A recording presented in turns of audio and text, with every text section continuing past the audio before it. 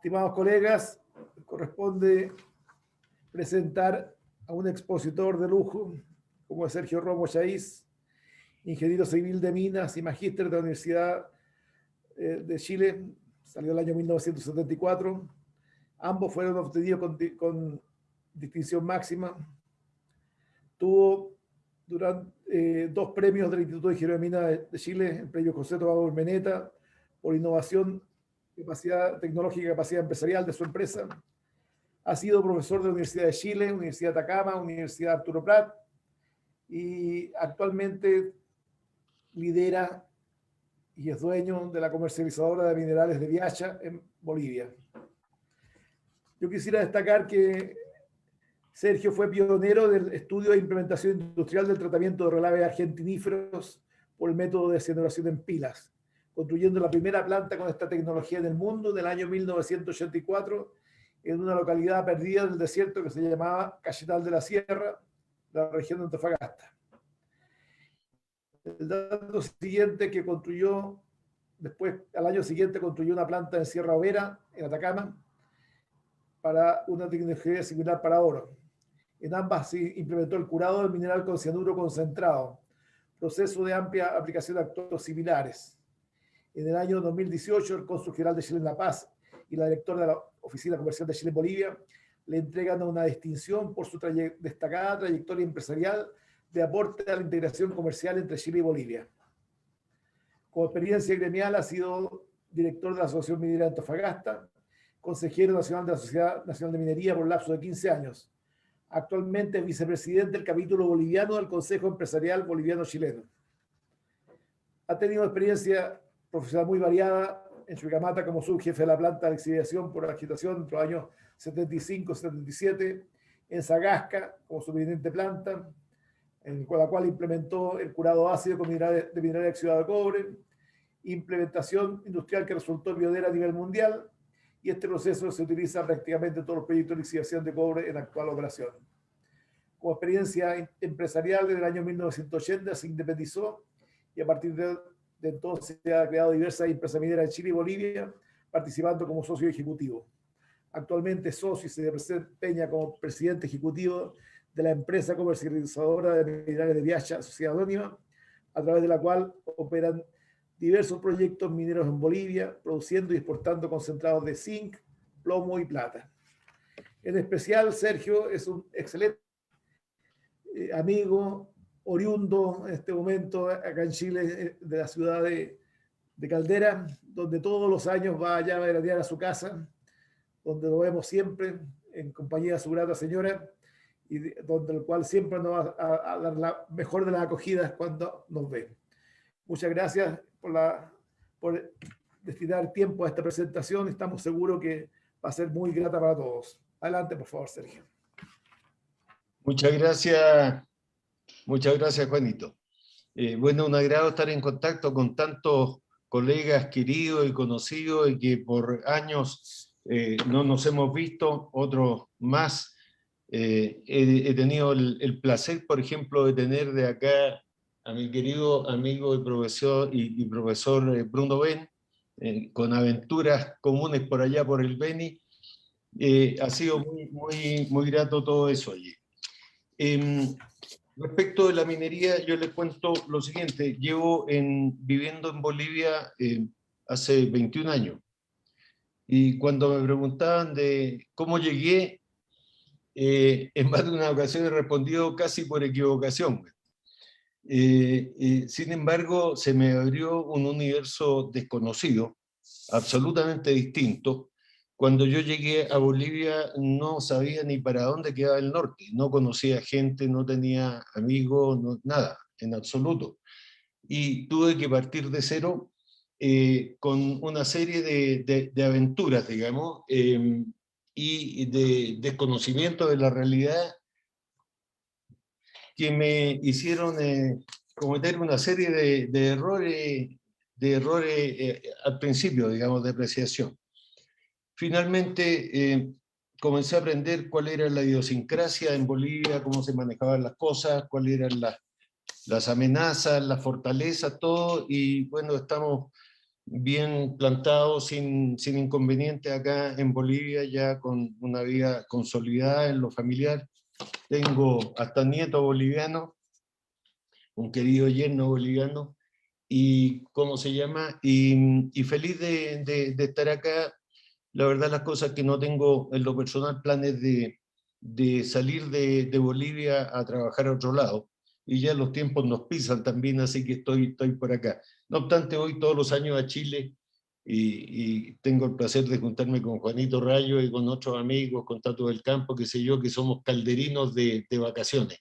Y estamos bastante al tanto de todo. Con esa introducción general, les quiero comenzar a contar algunos antecedentes de Bolivia. Como marco general, yo me sorprendí cuando llegué a Bolivia porque yo tenía poca información de lo que era Bolivia, y me comencé a sorprender con lo siguiente: tiene una superficie territorial un 50% más grande que Chile. Tiene casi 1.100.000 kilómetros cuadrados Bolivia. De eso, de lo que se conoce y lo que se transmite de Bolivia, básicamente es el altiplano, el lago Titicaca, el altiplano, etcétera, pero resulta que 2/3 del territorio boliviano son valles y tierra baja, Amazonía, y solamente 1/3 todo lo que tiene que ver con la zona altiplánica. Bolivia está dividido políticamente en 9 departamentos, y la capital política es Sucre. Se independizó Chile en 1810, Bolivia en 1825 recién. Como era un generador de riqueza muy importante para la corona española, le costó más deshacerse de esa tutela. Por eso que 15 años después que Chile se logró independizar. La población actual está en 11,2 millones de habitantes. El ingreso per cápita son $3.671 al año 2019. Y el PIB al mismo año es algo más de 49.000 millones de dólares solamente. Estamos hablando de una economía que es bastante reducida, que es chica. Ahora, el PIB nacional está, ¿cómo se llama? Está traducido en los siguientes aportes. Santa Cruz de la Sierra actualmente está aportando prácticamente 1/3 del PIB de Bolivia. La Paz un 25%, Cochabamba un 16%, y el resto de los departamentos son bastante más marginales. De hecho, entre Santa Cruz, La Paz y Cochabamba concentra el orden del 75, casi el 75% del PIB nacional. Y ya de hace rato Santa Cruz se ha consolidado como el motor del desarrollo, como el motor del desarrollo de Bolivia y la zona de más potencialidad. Les quiero mostrar aquí un cuadrito de las exportaciones totales en 4 países contiguos y respecto a las exportaciones mineras, para situar qué es lo que es minero y qué no es minero. Argentina, por ejemplo, un 4% aproximadamente de su PIB, de sus exportaciones son mineras, corresponde a la minería. Bolivia un 44% al año 2020. El año 2020 en todas partes se contrajo bastante el PIB por los efectos que conocemos de la pandemia. Pero esa es la proporción, un 44% en Bolivia. En Chile, un 55% de las exportaciones son mineras, y en Perú un 58% de las exportaciones son mineras. De lo que se colige que Bolivia, junto con Chile y Perú, son países fundamentalmente de vocación fuertemente minera. Quiero mostrarle el marco regulatorio global de la actividad minera, que es un tema bien importante, bien interesante. Las solicitudes de las concesiones mineras en Bolivia se hacen por la vía administrativa y no por la vía judicial como se usa en Chile. Y la solicitud de minas, digamos, de concesión minera se tramita en una en la Autoridad Jurisdiccional Administrativa Minera, en la JAM, que le pusieron, y finalmente después de consultas públicas que no son vinculantes y otra serie de cosas que hay que presentar, proyectos potenciales, una serie de cosas, termina autorizándolo la Cámara de Diputados. El tiempo real actual, la experiencia que, personal, digamos, en estos momentos en Bolivia, es que no se demora menos de 3 años en obtener una concesión minera de esta magnitud, de este tipo. Es una tramitación muy burocrática y muy lenta. La otra cosa que es sumamente importante respecto del negocio minero en sí, es que las concesiones mineras no pueden ser objeto de ningún tipo de transacciones. No se pueden vender, no se pueden arrendar o alquilar, no se pueden ceder, no se puede hacer asociación con ella y tampoco son heredables. Este marco lo definió al principio del gobierno del año 2006 o 2007, al principio del gobierno de Evo Morales. El marco regulatorio que había antes, la ley minera, digamos, que había antes, según juristas chilenos que trabajaron aquí como Juan Luis Sosa en la formulación 10 años antes, opinaban de que era la mejor, que había sido en su momento la mejor ley minera a nivel mundial, porque el presidente anterior había citado y había convocado a destacados juristas mineros de distintas partes del mundo para redactar la boliviana de esos momentos. Todo eso fue derogado con el gobierno, en el principio del gobierno de Morales, y se generó una serie de trancas y dificultades para poder desarrollar los proyectos mineros en sí. Ahora, como no se podía hacer ningún tipo de negocio al tener las minas, y por lo tanto los dueños de minas no podían acceder a socios que aportaran capital o qué sé yo, que es lo que habitualmente se usa en el mundo, digamos, o vender las concesiones después de hacer algún grado de exploración. El gobierno tomó un camino, medio tangencial. Y para mitigar ese efecto restrictivo, definió que todos los titulares de las concesiones mineras debían ser sociedades de responsabilidad limitada. Entonces, si estaba a nombre de cualquier persona, ¿cómo se llama? Una concesión minera, tienen la obligación de formar una sociedad de responsabilidad limitada y ahí migrar los contratos, migrar un término técnico que se usó acá y que se usa todavía, la migración de contratos de las personas naturales a las sociedades de responsabilidad limitada, a través de un procedimiento complejo, lento, engorroso, y que originalmente se definió, creo que en un año tenían que migrar todas las concesiones y lograr este efecto, y ya llevamos unos 4 años y todavía no se completa, y sigue muy lento. Y el objeto, ¿por qué digo actuar en forma tangencial? Porque desde el momento en que una concesión minera es de propiedad, digamos, o el concesionario es una sociedad de responsabilidad limitada, esa sociedad de responsabilidad limitada se puede transferir o se puede vender participación, digamos, ¿cierto? Ingresando nuevos socios. Entonces, en vez de hacer de que las concesiones mineras, como en casi todos los países, sean objeto de transacciones comerciales, decidieron hacerlo por esta otra vía. Y todavía sigue siendo bastante engorroso porque no se ha terminado todo eso. Luego de estas cosas, cabe destacar otro elemento que es sumamente importante, es el marco tributario de la minería. La tributación general que tienen las empresas comerciales en Bolivia corresponde a un 25% del impuesto de la utilidad contable, de la utilidad tributaria. Se determina la utilidad y el 25% corresponde al impuesto como tributación general. No obstante, en minería era el 25% hace años atrás.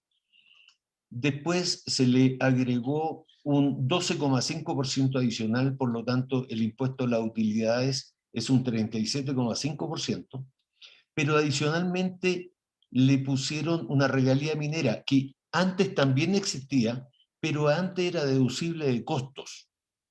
La regalía minera que se paga previo a exportar. Para poder exportar un producto minero, previamente hay que tener la certificación del pago de la regalía minera. ¿Ya? Antiguamente, digamos, algunos años atrás, esa regalía minera se podía cargar a costos. Entonces, subimos de un 25% de utilidad y una regalía minera que se podía cargar a costo, a hoy día un 37,5% más una regalía minera que no es deducible de costo. Ahora, como ejemplo, la regalía minera del zinc y del plomo es un 5% del valor oficial bruto y de la plata un 6% del valor oficial bruto. ¿Cómo se define valor oficial bruto? Es el contenido de los finos, del 100% de los finos, al tipo de la cotización del London Metal al 100%. Ese es el valor oficial bruto. Llevaba un ejercicio de una venta de un lote de concentrados de zinc, de plomo, de plata. La regalía minera representa aproximadamente el 7% del valor de las ventas. Del orden lo calculé ayer, digamos, para tener ese número y presentárselo. Y se destina la regalía minera en un 85% al departamento respectivo de origen y un 15% al municipio de origen. ¿Ya? Esos son los valores. Ahora, como ejercicio, les cuento lo siguiente. Si de las ventas un 25% fuera utilidad, un 25% de las ventas fuera utilidad, en la regalía minera significaría un 28% más de tributación minera sobre la utilidad. Y en ese caso estamos hablando de, pasa el 60%. Ahora, si el margen de utilidad de las ventas pasa a ser un 20% o un 15%, obviamente sube esta proporción y puede llegar al 70% de la utilidad real, digamos. Y esto significa que estamos con un marco tributario muy gravoso aquí en Bolivia y muy lejos del resto. Ahora, de alguna forma se puede seguir operando porque hay recursos minerales de alta calidad acá. Y obviamente mientras más alto es la tributación minera, lo único que termina haciendo es subiéndole la ley de corte a los proyectos. Y todavía se pueden conseguir proyectos con una ley de corte alta acá. Por lo tanto, aún se puede seguir trabajando. De ahí les quiero mostrar lo que son, para situarnos también, las exportaciones totales de Bolivia, cómo han evolucionado del año 2000 al año 2020. Y se ve una trayectoria bastante sorprendente. Pasamos inicialmente de menos de 2.000 millones de dólares de exportaciones totales. Estamos hablando de exportaciones totales, hidrocarburos, todo el tema de granos, aceite, ¿cómo se llama? Y minerales, de menos de 2.000 millones de dólares entre el año 2000 y el año 2003, a un pic entre del año 2014 como de 13.000 millones de dólares. Ahora, aquí está, esto se explica por una superposición de varias cosas. Evidentemente, por ¿cómo se llama? Por el superciclo de los precios de todo, de minerales, de hidrocarburos, de grano, etcétera, de todos. Pero adicionalmente se explica porque aumentó fuertemente la exportación de gas en volúmenes. Al año 2005, 2006, ya se habían descubierto una serie de campos gasíferos muy potentes, muy grandes, y que estaban nuevos, por lo tanto tenían una presión enorme, digamos, y salía una producción bastante grande, y todo eso se pudo comercializar con los vecinos, con Argentina y con Brasil, en precio tremendamente, sorprendentemente alto para lo que se hubiera esperado un tiempo atrás, digamos. Y en lo que es minerales, entró en operación el proyecto San Cristóbal, que es yo diría que es el único proyecto de clase mundial que tiene Bolivia. Y ese proyecto al día de hoy representa aproximadamente la mitad de las exportaciones de zinc, plomo y de plata. Entonces, ese es el nivel de las exportaciones totales de Bolivia. Esa es la evolución. Después les quiero mostrar la exportación de concentrados minerales, ¿cierto? Más oro, estaño y plata metálica. Los únicos metales que salen metálicos de acá, como se llama, mineral que salen metálicos, es el oro, estaño y plata, no en total, en algunas partes, en alguna proporción, por supuesto. La suma de todo eso, pasamos hasta el año 2005 menos de 500 millones de dólares, y llegamos al año 2018, 2019, estos años, a casi 4.000 millones de dólares. Por el efecto de precisamente lo que comentaba del aporte de proyectos de clase mundial y, por supuesto, la subida de los precios internacionales. Ahora, les quiero mostrar en la siguiente lámina la exportación de oro. La exportación de oro metálico, y aquí hay una cosa que lo van a observar de inmediato, y que es muy sorprendente, y yo diría casi sospechosa. La producción en millones de dólares, la exportación de oro en millones de dólares del año 2000 al 2012 estaba en torno a los 100 millones de dólares anuales. El año 2013 pasamos a 300, el año 2014 pasamos casi a 1.400. Sin que se conozca, sin que a lo menos yo conozca cuáles fueron los nuevos proyectos tan grandes que multiplicaron tanto la producción de oro. Obviamente hay un efecto en precios del oro, porque aquí está en millones de dólares, ¿cierto? Y al año siguiente, el 2014, bajó a 700 aproximadamente, menos 800, volvió a subir. El año 2019 llegamos a 1.700 millones de dólares de exportación. Ahora, la producción de oro metálico en Bolivia está basado en absoluto en oro de los ríos, en oros aluviales. Y básicamente en la zona norte de La Paz, del departamento de La Paz, en la zona más cercana a la cordillera de Apolobamba, que es la que separa Bolivia con Perú. Y son explotaciones que están en manos de cooperativas.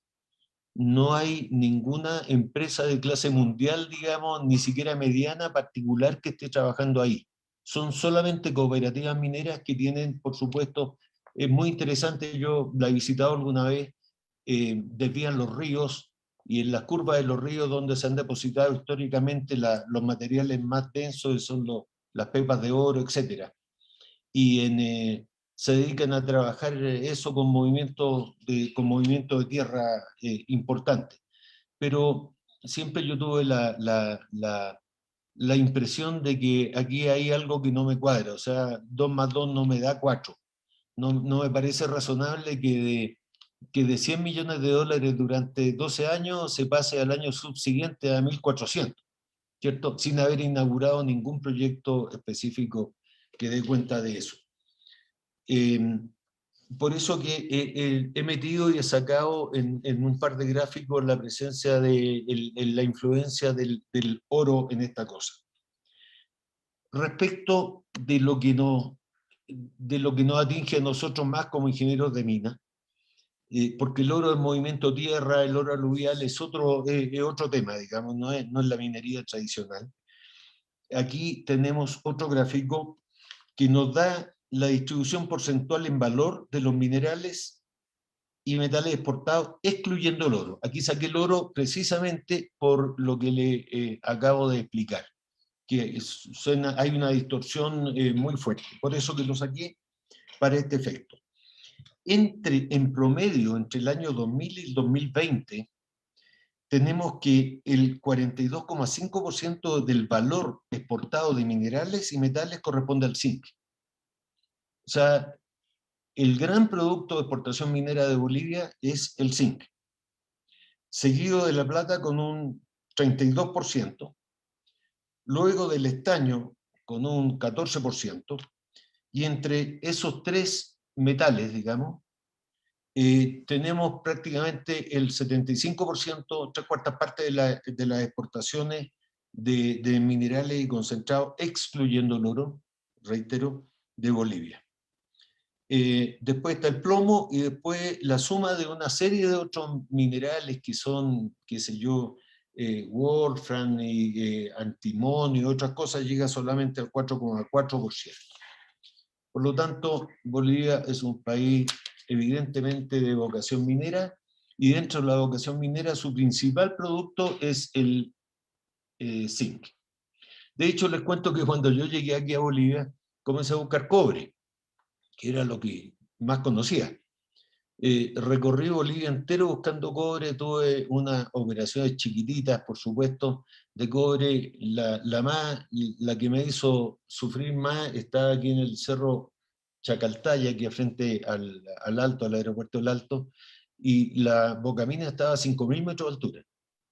Y sucedió que me tocó un año, estuve 2 años metido ahí, estuve un año en que nevó prácticamente todos los días.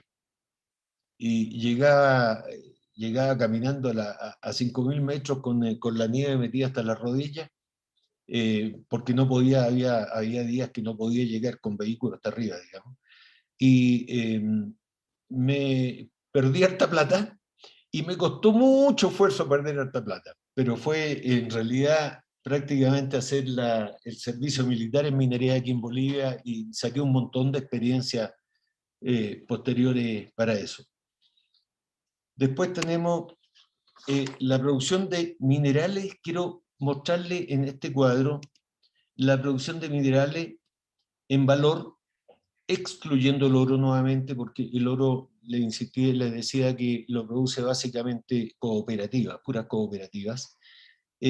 ¿Cuál es la incidencia, la influencia de cada uno de los actores? La minería privada, en valor, digamos, en valor de exportación, aporta el 90%. Esa es la minería privada. Después las cooperativas aproximadamente un 6%, y la minería estatal solamente un 4%. Virtualmente la minería estatal casi no existe en Bolivia, y lo que fue Comibol, la Corporación Minera de Bolivia, gran productor de estaño y de otras cosas, hasta hace 30 años atrás o algo así, se quedó como una organización residual que administra concesiones mineras que tienen todos lados, y hace contratos de asociación. Ellos sí que pueden hacer contratos de asociación como Comibol, no los privados, pero ellos sí, con distintos actores para que puedan producir, y ellos viven un poco de las regalías que reciben de eso. ¿Ya? Entonces, en la minería de Bolivia está manejada fundamentalmente el 90% por la minería privada. Les quiero mostrar los volúmenes de exportación que hay, ya no en dinero, sino que en toneladas de finos, para tener otro ángulo de observación de lo que es la minería en Bolivia. En el zinc se produce 358.000 toneladas finas anuales, ya que aproximadamente multiplicado por 2 son las toneladas de concentrados de zinc. El plomo, en plomo se producen, el año 2020 me refiero, 65.000 toneladas de plomo se produjo en Bolivia. En estaño, 14.700 toneladas finas de estaño. En cobre, que nos va a dar risa mucho, en el año se produjo 2.800 toneladas de cobre en Bolivia. El cobre es absolutamente marginal y esa fue la primera experiencia que me tocó aprender después de estar 4 años buscando cobre acá y darme cuenta que prácticamente no hay cobre. O sea, buscar cobre en Bolivia es como ir a buscar zinc en Chile. Es más o menos esa es la proporción. El año 2020 se produjo 23 toneladas de oro. El año anterior se había producido, y esto por la influencia de la pandemia, el año anterior en realidad exportado, ¿eh? No es producido, ¿no? Ahí tengo yo algunas dudas, digamos. Estos son valores exportados. El año 2019 fueron 42 toneladas de oro que se exportaron desde Bolivia, ¿ya? Y la plata se exportó 930 toneladas de plata, perdón, 930 toneladas de plata.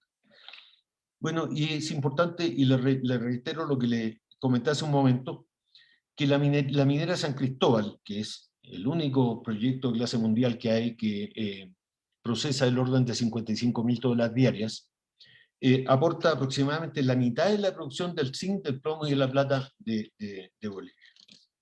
Ahora, el drama que tienen es que entiendo que las reservas mineras que tiene la minera San Cristóbal le alcanza, me parece que son para 4 años más. Y hace años siguen explorando, buscando y no han encontrado nada. Incluso escuché de buena fuente que la Sumitomo la estaba ofreciendo en venta, porque ya le queda muy poco y hay que enfrentar todos los procesos de cierre de faena y todas esas cosas. Dicho todo esto, quiero contarle algunas cosas que ya pasa a ser la opinión mía, respecto de cuáles son las fortalezas de la minería en Bolivia. La fortaleza, existe una gran potencialidad geológica tanto en el sector andino como en la zona oriental, en el escudo brasilero. El escudo brasilero está virtualmente inexplorado. Hay un solo proyecto ahí que está operando, entiendo que es de la minera urbana, que es el proyecto Paititi, que es de oro, plata y algo de cobre. Pero no se ha consensuado, no hay un consenso de cómo explorar, están recién aprendiendo. Hay otro yacimiento por el Beni, cerca de la frontera con Brasil, San Simón de Oro, que alguna vez conversando con unos geólogos canadienses me contaban de que tenía características tremendamente similares a depósitos de oro de Sudáfrica. Es una geología absolutamente distinta la del escudo brasilero y la de acá, de la zona occidental, digamos, del altiplano. La segunda fortaleza de la minería boliviana es que el territorio tiene un bajísimo, algo recién me refería a eso, un bajísimo nivel de exploración. Y tiene recursos mineros de muy buena calidad. Les quiero dar un ejemplo. Por ejemplo, los minerales que nosotros tratamos en nuestra empresa aquí en Bolivia, estamos dedicados básicamente a los minerales complejos, que le llaman acá, que son zinc, plomo y plata. Si a las cotizaciones actuales las asimilamos, las transformamos en cobre, nuestro mineral de cabeza tendría 5,7% de cobre, de la I de cabeza de cobre. Ese es el cobre equivalente sumado los valores de zinc, de plomo y de plata. Por lo tanto, hay recursos mineros de muy buena calidad, y me refería a eso hace un rato atrás cuando vimos el marco tributario, que mientras más alta es ¿cómo se llama? La tasa tributaria, la carga tributaria, lo que hace es subirle ¿cómo se llama? La ley de corte a los yacimientos. Y por supuesto terminan mal aprovechándose los yacimientos, porque cuando uno le saca el filete, digamos, nunca se termina de comer el guachalomo ni los huesitos, si le sacaste el filete a las vetas, digamos, ya se acabó la mina. Entonces tiene esa doble lectura. Fuera de las fortalezas, quiero hablar de las debilidades de la minería boliviana. ¿Cuáles son las debilidades que estuve seleccionando? Una de ellas, no sé en qué orden ponerla, no están en orden, están simplemente lo que me vino a la cabeza. No hay certeza jurídica plena. En Bolivia no existe la certeza jurídica plena. Tenemos de los últimos años dos casos que fueron bastante paradigmáticos. El caso de Quiborax, que es la empresa de boratos de Chile que está en Arica, ahí arriba, y la empresa Malcucota, que es una empresa, una junior, ya no era tan junior, digamos canadiense, que descubrió que estuvo años explorando en Bolivia una serie de cosas y terminó descubriendo un yacimiento grande de baja ley de plata y de indio. Y ambos terminaron en el CIADI. En el caso de Quiborax, estaba explotando con un socio boliviano, a través de las leyes bolivianas, todo reglamentado en Bolivia. No era empresa chilena, sino que era una empresa boliviana que estaba trabajando en Bolivia. Extraía boratos de aquí del Salar de Uyuni, sí, el Salar de Uyuni, que tienen la gracia que tienen muy poco contaminante. Son bastante limpios eso. Y lo llevaban a Chile, lo terminaban de tratar allá y lo exportaban. Sabemos que Quiborax es un actor mundial en producción de borato. En algún momento sucedió de que le dijeron de que no podían seguir trabajando y que le iban a revertir las concesiones mineras, siendo eso absolutamente inconstitucional. Y resultó de que le revirtieron las concesiones mineras y se fueron al CIADI. Y resulta que Quiborax terminó ganando el CIADI después de varios años, digamos, de esta cosa, y le había hecho una inversión bastante menor Quiborax porque lo que sacaban eran estos boratos y los llevaban a Chile. Habían hecho una cosa menor, pagaba todos los impuestos, todo lo de ley acá, y terminó recibiendo a través del CIADI, creo que fueron 40 millones de dólares, algo así, que lo obligaron al Estado boliviano a pagar. Y el caso de Malcucota fue peor porque esta empresa yo la conocí bastante. Y tenía el presidente de la empresa, era un querido amigo chileno, Felipe Malbrán, geólogo. Y resulta de que estuvieron 15 años explorando en Bolivia en un montón de áreas hasta que encontraron esto. Encontraron este yacimiento y lo comenzaron a desarrollar. Hicieron sondaje, exploraciones grandes, un montón de cosas. Inventaron con gente de Canadá procesos especiales para esto, etcétera.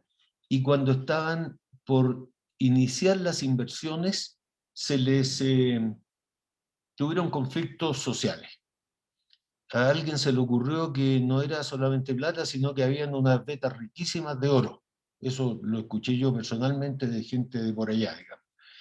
Y que no podía ser, que fueran de no sé qué.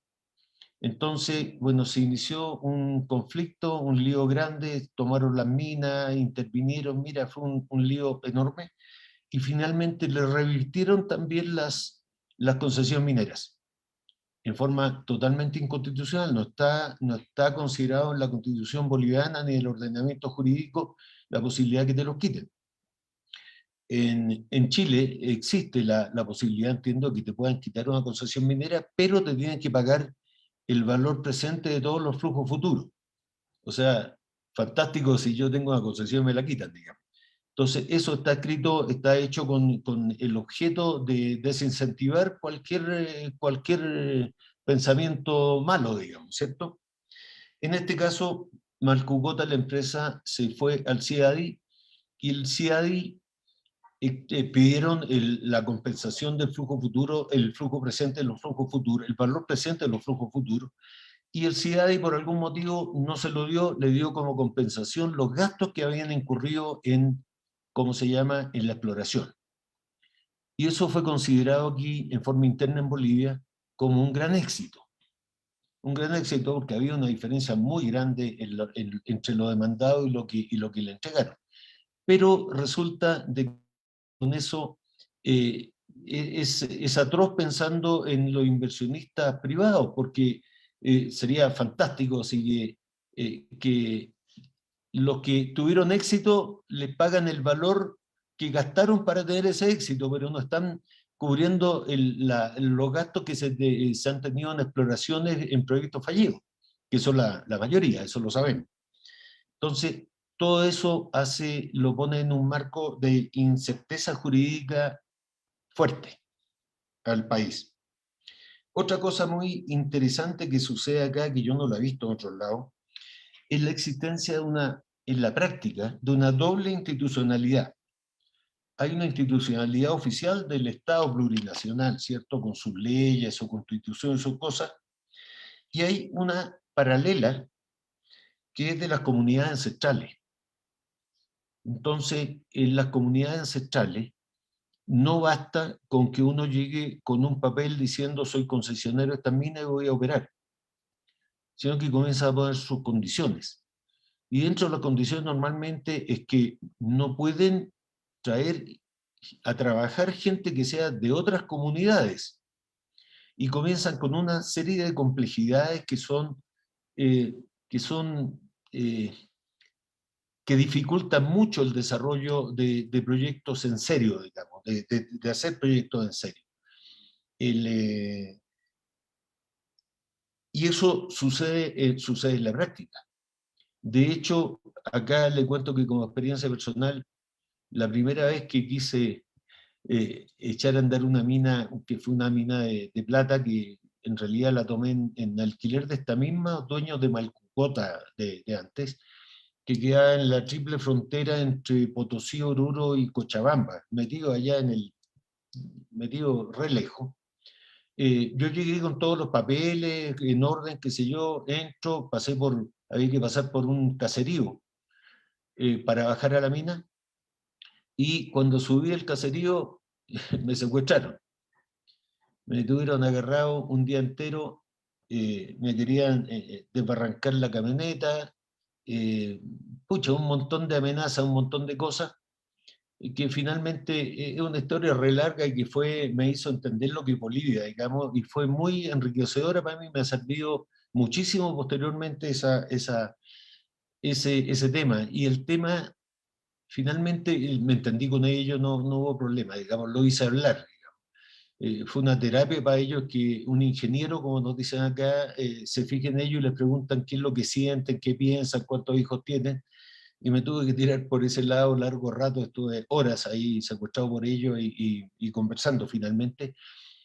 Pero el problema más grande que yo detecté ahí, que entendí, es un problema de desprotección, no un problema de maldad, sino que está la desprotección que han tenido en esos lugares alejados, de la mano del Estado, de los aportes, de los apoyos, de la ayuda, de todo, que la primera oportunidad que ellos creen ver de agarrarse de algo, se agarran. Y eso fue lo que pasaba y sigue pasando. Entonces, en el desarrollo de los proyectos, aquí nosotros hemos tenido que implementar ya en forma tipo arte, porque esta no es una cuestión matemática, es el relacionamiento con las comunidades, el entenderse con las comunidades, el tenerse que dar el tiempo de estar en una reunión desde las 9 de la mañana hasta las 6 de la tarde, mascando coca, conversando con ellos y escuchándolos, digamos. Y es parte del negocio. Ese es parte del negocio acá. Uno no lo puede obviar. Si lo quieres obviar, no vas a hacer negocio. O vas a tener mil dificultades. La tercera debilidad que anoto aquí es la carga tributaria alta, de lo cual ya he hecho referencia un par de veces, digamos, que lo que hace evidentemente es subirle la ley de corte a los proyectos, hacerlos más dificultosos. Otra debilidad que es muy fuerte, que es muy importante, que hay zonas mineras muy importantes con un muy bajo o nulo nivel de infraestructura de servicios, donde no hay nada, simplemente no hay nada. Específicamente, por ejemplo, lo que es la zona de Sudlipes, la zona más cercana a la zona sur de Bolivia más cercana a Chile, digamos de San Pedro de Atacama por el lado boliviano hacia el norte. Es una zona extraordinariamente extensa, con zonas interesantísimas de geología, digamos, en donde trabajaron los españoles hace 300 años, y que fueron los últimos en trabajar por ahí, minerales de plata y cosas muy interesantes, en donde no hay absolutamente nada, nada. No hay donde conseguir gasolina, no hay donde comprar una Coca-Cola, ni tomarse un sándwich, ni comerse un sándwich, no hay absolutamente nada. Entonces, y sin embargo, una zona muy interesante. Yo he andado metido y hemos hecho cosas por allá también, digamos, pero con ese grado de dificultad que, en el fondo, cuando vas subiendo la cuesta, te mete el freno a mano, digamos, y hay que luchar contra eso. Ese es otro de las debilidades. Otra de las debilidades es que existe poca disponibilidad de personal especializado. A diferencia de Chile, que ha desarrollado un mercado muy grande no solamente de profesionales, sino que de operarios de todo tipo, especializados y muy bien especializados, aquí cuesta mucho conseguir buenos mineros, ¿eh? O buena gente que trabaje en minería. Otra de las debilidades, y este es un tema casi medio filosófico, que tal vez les va a costar entenderlo, digamos, que existe interferencia de fuerzas sociales locales en la toma de decisiones que deberían ser básicamente técnico-económicas. Se le ocurre, existen aquí los comités cívicos departamentales, que son agrupación de fuerzas sociales que tienen una representación muy, muy importante y muy fuerte. Y, por ejemplo, han hecho, por ejemplo, el tema del litio aquí en Bolivia, han tenido, ¿cómo se llama? Yo diría que interferencia muy fuerte. Y son entes políticos, son simplemente entes políticos, pero que terminan definiendo las decisiones que deberían ser simplemente técnico-económicas. Y sin embargo le meten un componente político muy fuerte y es muy difícil no hacerlo, porque si no lo hace, bloquean, etc. En estos días, por ejemplo, tenemos el caso de que el ferrocarril, la empresa ferroviaria andina, que estaba parada hace 15 años en el trayecto Arica-La Paz, quiso hacer una prueba de funcionamiento y partió el ferrocarril de Arica, llegó aquí al Alto, por Viviri, y por la línea que existe, digamos, que la repararon completa, etcétera. Llegó aquí, iba a cargar soya, me entiendo, que se iba a ir con un cargamento de soya de vuelta a Arica, y resulta de que la Asociación del Transporte Pesado, que le llaman, que son los camioneros internacionales, no le permitieron. Bloquearon completamente los accesos, las líneas férreas, botaron camionadas de piedras por todos lados y bloquearon todo el occidente de Bolivia. Estuvo 3 días bloqueado todo, no podía pasar nadie, porque no quieren que tengan competencia. No quieren competencia de una alternativa de transporte que no sean ellos.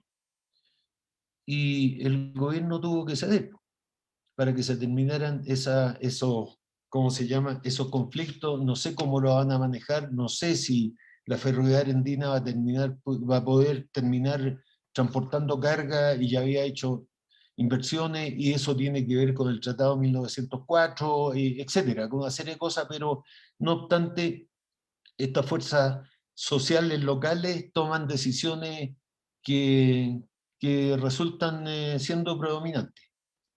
Son otra de las, ¿cómo se llama?, de las debilidades de Bolivia. Y me he permitido traspasar todo esto en algunas conclusiones, que obviamente son opiniones personales. La primera conclusión que, bueno, es una conclusión lógica, numérica, que Bolivia ha sido históricamente y sigue siendo un país de fuerte vocación minera. Bolivia es un país minero, así como también lo es Chile y como lo es Perú. La segunda conclusión, y de la cual tengo la convicción más absoluta, porque he tenido durante 20, 21 años recorrido Bolivia de punta a cabo por todos lados, Bolivia tiene la potencialidad de transformarse en un país de clase mundial en producción minera, en la medida que la sociedad boliviana tome la decisión de otorgar la seguridad necesaria a los operadores para la ejecución de proyectos. Aquí tenemos un caso, un buen ejemplo, que el caso chileno de los años 80 o por ahí, digamos, en que cuando se le dio la certeza jurídica a través de leyes de rango constitucional, digamos, y la definición del tratamiento tributario y toda la empresa, para que llegara a invertir en empresas extranjeras, les costó convencerse algunos años, pero comenzaron a llegar y comenzaron a descubrir y se multiplicó la producción y los proyectos grandes de Chile. Aquí hemos tenido un solo proyecto grande en Bolivia, de clase mundial, que es la minera San Cristóbal, lo que le decía 55.000 toneladas diarias de tratamiento mineral, y 1.800 millones de dólares creo que ha sido la inversión total. Es el más grande de todo, y no hay motivo para pensar que haya sido el único que nuestro querido Dios le puso como recurso geológico a Bolivia. Bolivia tiene con Chile una frontera de como, creo que son 870 kilómetros, y es pura minería, al lado y lado.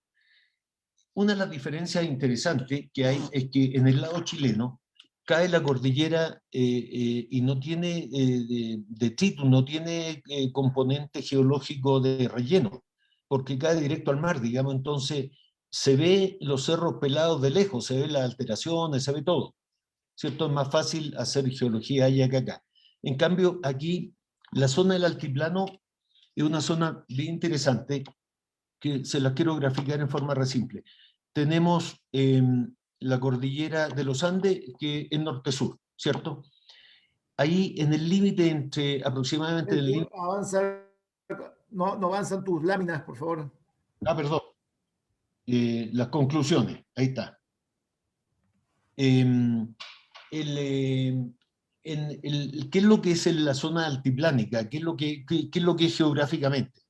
Es un área que está limitada por la cordillera de los Andes, y desde donde está el lago Titicaca aproximadamente, que está la frontera con Perú, aparece en diagonal en orientación sureste otra cordillera, que es la cordillera Real.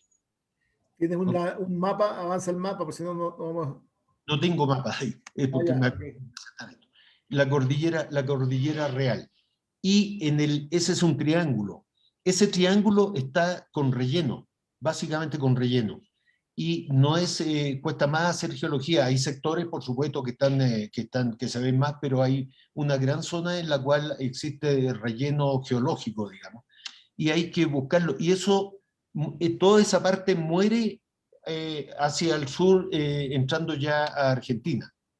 ¿Ya? Eso abarca parte del departamento de La Paz, el departamento Potosí, el de Oruro, el de, ¿cómo se llama?, Chuquisaca también, y parte del departamento que está en la frontera con Argentina, se me fue. Y está, pero extraordinariamente inexplorado. Aquí yo creo que las empresas de sondaje no deben hacer sondaje a más de 200 o 300 metros, los que hacen, porque precisamente, dada la incertidumbre jurídica que hay, cuesta mucho que la gente se atreva a venir a explorar, sobre todo con la experiencia que tuvo Malcucota, que exploró, encontró y se lo quitaron, y finalmente le pagaron lo que había gastado en la exploración. Ahora bien, si tiene toda esta... tiene la potencialidad de transformarse en clase mundial, ¿cierto? Si se le otorga, si llega a un consenso Bolivia de otorgar a los operadores la seguridad necesaria como lo hizo Chile hace años atrás. Y la pregunta es que, bueno, si es tan malo o tan feo esto de Bolivia, digamos, ¿por qué estoy yo acá, por ejemplo? Pero es que la moneda tiene dos caras, y un tema muy interesante, que precisamente Bolivia presenta una interesante oportunidad de negocios mineros, dado que por su complejidad existe menor interés de actores internacionales de participar acá. Y ese es un plus en favor de los que tienen ganas de ver las cosas, de aprender, de correr algunos riesgos, qué sé yo, y todo. Y la experiencia que yo he tenido aquí ha sido, en suma y resta, re buena, porque uno aprende a manejarse. Por ejemplo, acá como resumen le cuento que algún rato fuera de esa experiencia que tuve, que me secuestraron y qué sé yo, en otra ocasión trabajando unas minitas de oro por aquí cerquita de La Paz, llegaron 200 personas una noche y nos sacaron a patadas, qué sé yo, nos quitaron los equipos y se quedaron con la mina. Y resultó de que le fui a hablar con el ministro del Interior, en realidad el ministro de Gobierno acá, que era gran amigo, un querido amigo mío. Y me dijo, le dije, ¿qué hago? Me dijo, ¿quieres que te responda como amigo o como ministro? Como amigo, le dije, por supuesto. Estás jodido, me dijo. Estás jodido. Te tienes que entender con ellos porque yo como ministro te puedo otorgar eventualmente fuerza pública a través de un amparo constitucional, de algunas cosas que se puede hacer, pero tú vas a poder entrar una vez cuando vayas con la fuerza pública. Y de ahí, si tratas de volver allá, te van a comer al pil pil los viejos. Así que tienes que tratar de hacerte amigo de ellos, de consensuar de alguna forma todo eso. Y de ahí lo que en realidad entendí el mensaje, y como hay bastantes recursos mineros y todo, comenzamos a ver y terminamos haciendo una suerte de pequeña ENAMI, me lo han dicho mis amigos en Chile, en que nosotros no, en realidad hasta el momento no operamos, ahora vamos a comenzar a operar unos distritos mineros por nuestra cuenta, pero hasta el momento lo que hacemos es facilitar a los mineros locales, a los que tienen sus vetas en sus comunidades, le facilitamos, le hacemos camino, vemos por supuesto la parte geológica si vale la pena, le hacemos camino, le pasamos equipos, todos los equipos que requieran, le damos capital de trabajo, vamos a retirar los minerales hasta la puerta de la mina y le damos capacitación. Contratamos gente que los capacitan para que trabajen y le compramos los minerales. Obviamente que al comprar minerales se lo compramos a un precio en que nos aseguramos que siempre vamos a tener un margen, ¿cierto? Y el precio de función, por supuesto, de la calidad del mineral y de los términos internacionales de comercialización.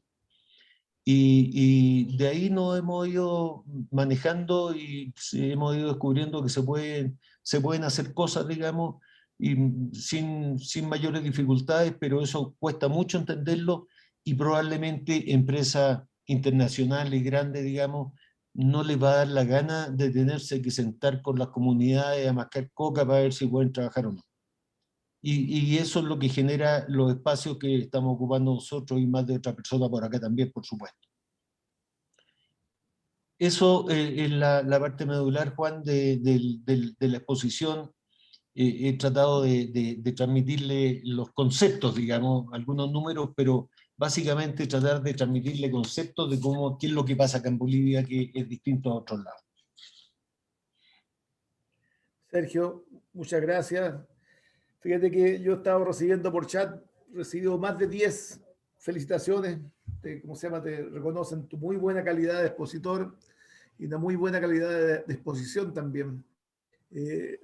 Hay solamente dos preguntas, ¿cómo se llama? Que surgen de parte de los asistentes, que fueron más de 65. La primera es si hay alguna diferencia especial de impuestos si tú eres nacional o extranjero. No la hay. No la hay. Solamente para los mineros un tipo y para el resto, y da lo mismo que sean nacionales o extranjeros. La segunda es si nos puede, varios han pedido, ¿cómo se llama? Si puedes mandar ¿cómo se llama? La presentación acá al instituto, si la podemos transmitir a los socios que la piden. Encantadísimo. Te la mando al instituto en el attach que corresponde. Encantado. Perfecto. Uh-huh. Sergio, ¿cómo se llama? No, realmente, ¿cómo se llama la cantidad de felicitaciones? Te voy a leer algunas. Excelente enfoque técnico, sociopolítico, felicitaciones, excelente exposición, muchas gracias, muy interesante la exposición, muchas felicitaciones por tu presentación, fue muy buena, etcétera, etcétera, etcétera. La gente realmente ha celebrado mucho. Y vuelvo a insistir, ¿cómo se llama? Todavía hay 61 personas, ¿cómo se llama? Conectadas. Muy interesante tu explicación y te agradecemos mucho, Sergio, tu tiempo y tu buena disposición para el instituto. Además que comento a todos que desde este mes, digamos, Sergio vuelve a ser un miembro activo de nuestra institución. Muchas gracias. Oye, muy grato, colega.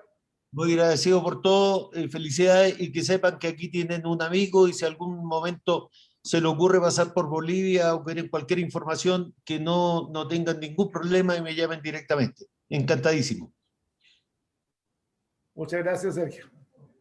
Nos descolgamos. Muchas gracias. Gracias. Chao, chao.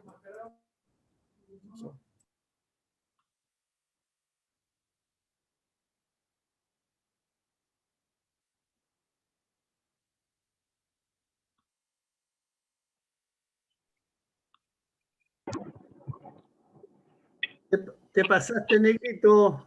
¿Quién está ahí? Rolando. Carlitos Vega. Carlitos Vega, tantos años. Jaime Peñalosa, negrito. ¿Dónde está el Jaimito? Serena. Un abrazo. Hola. Abrazo para Anita. Hola, chico. ¿Cómo estás? Bien, excelente tu presentación. Felicitaciones. Muchas gracias. Buena presentación, papito. Qué bueno, hijo. Qué bueno.